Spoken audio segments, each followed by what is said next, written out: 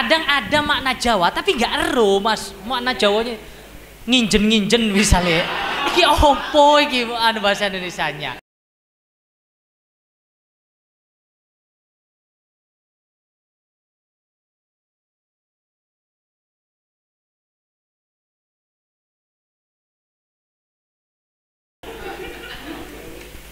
Baik, karena ada permintaan untuk diterangkan dari tim Ibtidaiyah Ranting ini tentang mengenai panduan menterjemah. Sebenarnya ini adalah sesuai dengan fasal, ya, sesuai dengan fasal yang telah ditetapkan di kelas 6 itu. Fikihnya adalah sulam taufik awal kitab sampai zakat di semester pertama. Maka mufrodat yang ditulis di sini, mufrodat ini sampai juga bab zakat. Bab zakat tidak ikut. Jadi mufrodat yang ada di sulam taufik itu kita tulis. Memang tidak semua mufrodat, tapi yang penting daripada fasal-fasal daripada mufrodat yang diperlukan. Misalnya pertama, faslun yajibu ala kulli muslimin hifdhu islamihi. Yajibu wajib, begitu artinya. Ala kulli muslimin kepada setiap orang muslim. Hifdhu islamihi menjaga keislamannya. Saunahu menjaganya. Amma dari sesuatu, begitu. Jadi bukan hanya sebatas terjemah lafadz, tapi ada yang memang double lafadz. Seperti halnya ada kot kasuro, sungguh banyak, begitu. Langsung mim ba'dihim, dari sebagian mereka. Jadi bukan terjemah min dari ba'di sebagian mereka, enggak. Jadi ada yang memang langsung dikumpulkan jadi satu.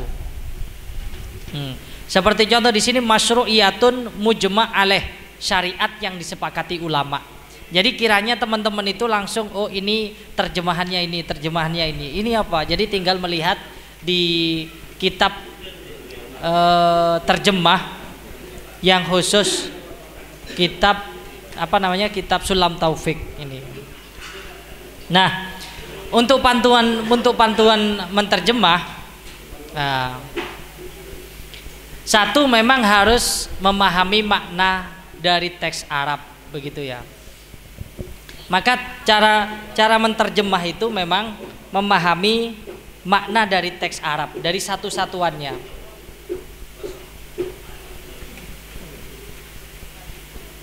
Oh.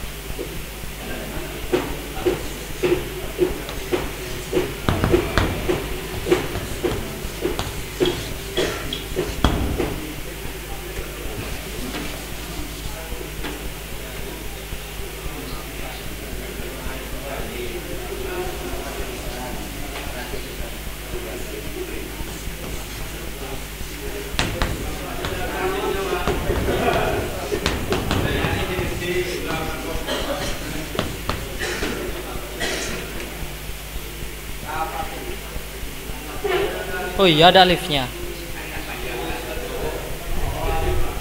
Masya Allah.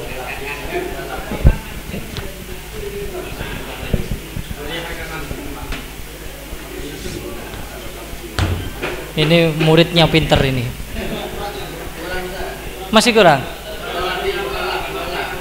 Oh iya. Bukan lift nanti.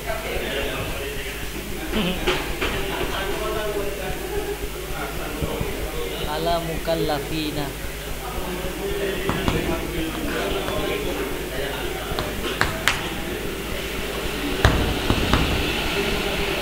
Baik, ini adalah cara menterjemah satu persatu, murid itu harus mengetahui, memahami dari makna dari teks Arab. Wow, ini harus tahu mereka. Oh, ini dan, yajibu wajib, tulis. Jadi wajib sesuai ala, terhadap atau kepada, begitu. Jadi satu persatuannya ini teman-teman itu tahu makna dari persatuannya ini dalam bahasa Indonesianya. Tinggal nanti dirangkainya saja. Wajib kepada seluruh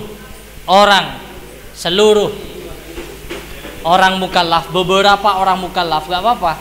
Ad-dukhulu, masuk, fi di dalam, dini, agama, Islam.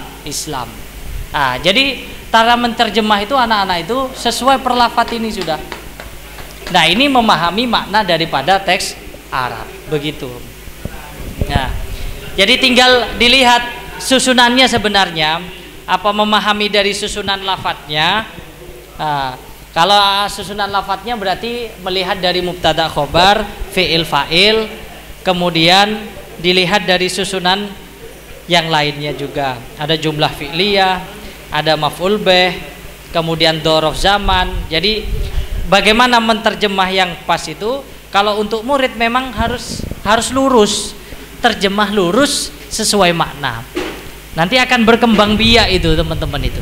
Terjemahannya semakin apa nanti ya? Dengan banyak kosakata, dengan banyaknya dia menterjemah, kemudian membaca bahasa Indonesia yang baik, itu teman-teman bisa gitu.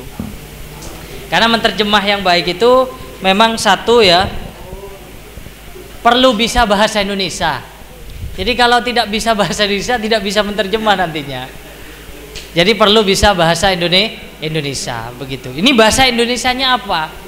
Ada makna Jawa tapi nggak ero mas, makna Jawanya nginjen misalnya. Iki opo iki anu bahasa Indonesianya? Manjing misalnya. Wis manjing iki opo iki? Jadi harus tahu ingsun iku opo, ingsun itu bahasa Indonesianya. Agar anak-anak itu tahu. Tumibo misalnya. Misal begitu. Wako awis tumibo gitu. Fimroatin ing dalem wong wadon misalnya. Nah itu harus tahu. Iki opo Jawa, kadang aidon halementong. Maksudnya apa? Gitu loh. Halementong ini apa pada anak-anak? Maka harus tahu lafadznya. Juga seperti itu. Itu. Sawaun iku podo ugo. Apa iki yo? Podo wae begitu ya. Jadi ada makna itu yang terlalu halus di dalam kitab kuning itu. Utawi iki iku. Nah, itu bagaimana cara simpel teman-teman itu menterjemah gitu loh. Bab ini menerangkan, fasal ini menerangkan seperti itu.